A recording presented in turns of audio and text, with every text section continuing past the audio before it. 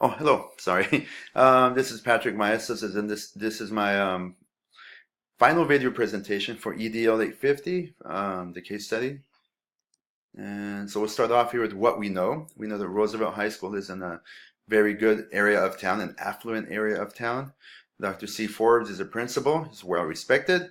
Miss Walker is a very intelligent instructor. She started a bit older. She's to teach. She's very intelligent, but very little teaching experience. She's also very strict and very rigorous in her class, and this has caused many problems with the students. Parents have called to complain. Students have complained, and Dr. Forbes has actually tried to work with Miss Walker to no avail. Nothing's been implemented. No changes have been made by Miss Walker. One time, Miss Walker, she was on vacation. She received an email to click on the link, and when she clicked on the link, there's a website that criticized her teaching style, and there was a final note asking if anybody wants her to disappear, which could mean anything. And so immediately she called Dr. Forbes. What do we need to know? Well, I would like to know who created the website. The principal will speak with the school tech to see if they can find out and pinpoint the email. Has Ms. Walker spoken directly with her parents regarding her class and her teaching style? Has she spoken with them?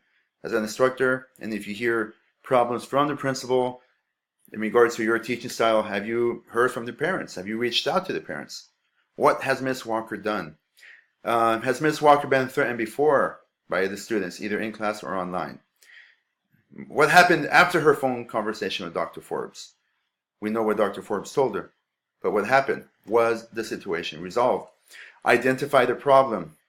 And I think Ms. Walker is the problem. Let me explain. Number one, Ms. Walker does not have a lot of teaching experience, and she does not take suggestions very well. Although very qualified and knowledgeable, she does not have a good rapport with the class. And just by the case study, perhaps she does not have a good rapport with other teachers. If teachers aren't working with others, you don't know what you're doing wrong. You don't know if they give you advice, do you follow it? Do you give advice? You got to have good rapport with other teachers. Stress from the students and parents onto themselves, stress from the students' parents onto themselves as students to maintain a high grade point average has also created a problem for Miss Walker, which brings me back to just lack of experience. Okay, she should know. Let me take that back. Does she know that her students are highly stressed? Yes, she does. The teacher told her. The principal told her. So overall, I think she is a problem. So my plan of action, if it was me, I would contact the police. Her safety is very important, and even though she's far away, I would contact my police, and if I can, contact the police of the town she's in, or have her contact the police. Just make sure she's safe. Contact the school district as soon as you can. If we're on vacation, she calls me from another town again. As soon as I can, contact the school district. I should have phone numbers for superintendents or someone in town. Give them a call or an email, whatever is necessary. Have a one-on-one meeting with Ms. Walker to determine what factors contributed to these events. I would also encourage you to work with other instructors to gain experience and other insight into teaching, either with observations, have a mentor, or something like that. Try to identify who the students are. Ms. Walker thinks she knows who it is, but you cannot go in there guns a-blazing, pointing fingers. Okay, you got to give the students at the moment, and you're going to hear this a lot, and perhaps you have already, the benefit of the doubt. Find out who it is. Be patient. Miss Walker thinks Randy is a problem student, so try to speak with him. But again, don't pinpoint him. Don't walk into a room and say, "Hey, Randy, I need to talk to you about this." Speak to everybody in the classroom, but especially Randy. Okay, maybe Randy is not the one involved, but talk to him. Find out what you can find out.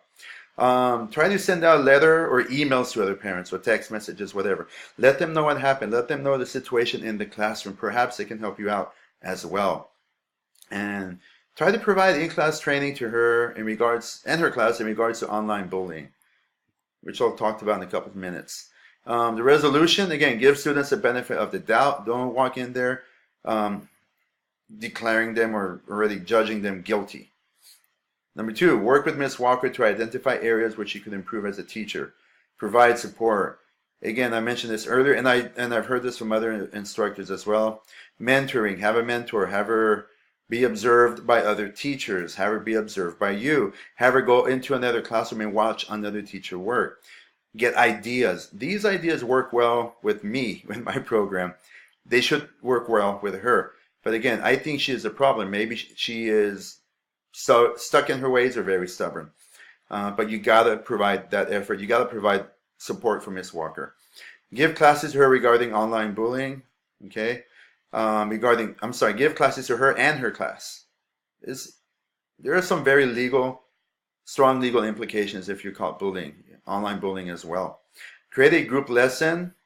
What I meant by number 4 is bring the class together and ask the class what Miss Walker and you or me or the school can do to make the class better and to reduce stress. My idea was to have this big white sticky notes, divide the class into different groups. Let's say there are 30 students. We have 10 sticky notes, 3 per student. Give them color markers, have them write down ideas, brainstorm ideas. At the same time, Miss Walker has to be very open to have a dialogue with the students. Okay? If the class works together and their voice is heard, then any changes made after that, it could help the class. The students could feel empowered that they made positive change. And Miss Walker could also feel empowered. And perhaps this could build some kind of rapport with the students, where the students see that she heard them and she's making the changes. She could increase or improve her rapport with the principal, or either with me or Dr. Forbes, whoever's in charge. I mean, having the student's voice could make a big difference. It could. I'm not sure if it will, but it might. And number 5 is, if Randy is a problem, move him to another room. I've done this before with the students. I had one student 2 semesters in a row. I failed him. He came in the first day of the 3rd semester, which was last summer, and I respectfully went to my director and I said, I can't have him anymore. Maybe there's something I'm doing wrong. So he did pass with another teacher, which is good. Reflection. I had mixed emotions. I think Miss Walker is very stubborn. I feel for her for being threatened. I'm not that heartless. But if she was open to change and listening to the principal, and maybe even try to listen to her students, maybe none of this would have happened. I think Dr. Forbes should have called the police as soon as he got the call. He didn't. At least that is the assumption I'm making. And bullying goes both ways. What happened to her was wrong. But perhaps the students feel that the way she treats them, with all the stress, maybe they feel bullied. Okay, I know it's probably too far-fetched to think that way, but students think differently. What issues are still unresolved? My question is, how far will Dr. Forbes go into researching and looking into the emails and their websites and to find this threat? How far will he go? I know if it was me, I would go and I would try to find the culprit. Okay. The second question is, will Miss Walker make any changes to her way of teaching in order to avoid any future problems in the future? I hope so. If caught, will those responsible for the situation be reprimanded? I think they should be reprimanded according to school district regulations, and if they broke a law, then the law will follow up with their sort of, either they go to jail or they pay a fine or something. What do I have here to promote the success of all the students? Number 1 is provide Miss Walker with one-on-one mentoring as well as observation time, both in her class and in her observing other courses from more experienced teachers. Again, I mentioned this earlier and I'm mentioning this again. Sorry. Even with experienced instructors, we observe each other, at least here where I work. Every semester I observe other teachers, they observe me. I learn so much from everyone else. And Miss Walker is a new teacher. Get her in line in the sense that the idea of working with others, okay, being mentored, observing, and maybe if I had the funds, maybe provide some teaching courses for her in order to become a better instructor. My second point is have Miss Walker turn in the syllabus every semester and review that with me, and also review that syllabus with the class and with the parents. The syllabus is so strong, it's very important. Personally, I use it. I have issues with students in class. I bring out the syllabus and say, what does it say here? Students don't read it. Okay, so usually that stops the issue right away. It does protect the instructor. It does protect the school from any liabilities in the future if the student decides to take legal action. The syllabi could protect you. Number 3, if there are problems, move the student to another class. It is his success that I must concentrate on.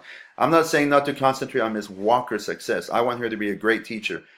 Ms. Walker being a great teacher will mean many students will be successful in my school. If Randy or somebody else is the problem, move him. Make him successful with somebody else. Maybe it's not working with Ms. Walker. It's happened to me personally, and I did not take offense, but actually I pushed for it because I knew maybe I wasn't doing the right job, and my student is now passing his courses. How did I promote ethical principles and norms? My first point here is important. It's important not to single out Randy. Talk to Randy as well as to other students in the class. Talking only to Randy automatically places blame on the student, and it will not give him the benefit of the doubt. And I apologize for misspelling doubt, but I'm really making the video. I'm 10 minutes in. Number 2, treat the threat to Ms. Walker seriously. Let all the students know that threats, even done in jest, are taken seriously. I don't know if this website was a joke. We don't know right now, okay? But those threats could be taken very seriously. If evidence points to a culprit, follow school policy and the rule of the law. Number 4, discipline must be fair. Kids make mistakes, and although this mistake was a serious one, I do not want it to derail his or her education. What I mean is, let's just say it was Randy. I don't want his future to be derailed by this mistake. If it was Randy and 10 other students, I want them to learn, move forward, become a success. How did I demonstrate personal and professional code of ethics? By following FERPA guidelines, keep everything confidential, try to involve the parents as well as the students are under the age of 18. What I mean by confidential is don't go on Facebook, okay? Don't call the newspaper. Keep it confidential, keep it in-house. Parents must be involved. The students are under 18. Number 2, regarding the parents, try to talk to all the parents, the students in the class. Keep them involved, don't single them out. If a parent feels their son or daughter is being singled out, that could cause a problem. The success of both Ms. Walker and the students are important to me. Do what you can do to make I should do what I can do to make her a better teacher. And also work with the students to help make the situation a learning experience. As difficult and challenging as it is a learning experience. And in conclusion, I would like to say thank you to my classmates. I would like to say thank you to my professor. Thank you for your patience in regards to my assignment. To my classmates, if you guys do watch this, I learned a lot from you. The book is great. It was small. I don't have it with me. It's in the kitchen. Had to hide from my family. They're making too much noise. But the book was great. I rented it. I'm actually going to buy it. I think it's going to be very handy, very useful to keep in my office. It's just a handy guide to situations that might pop up at work. And I think thank you so much for the class, and good luck.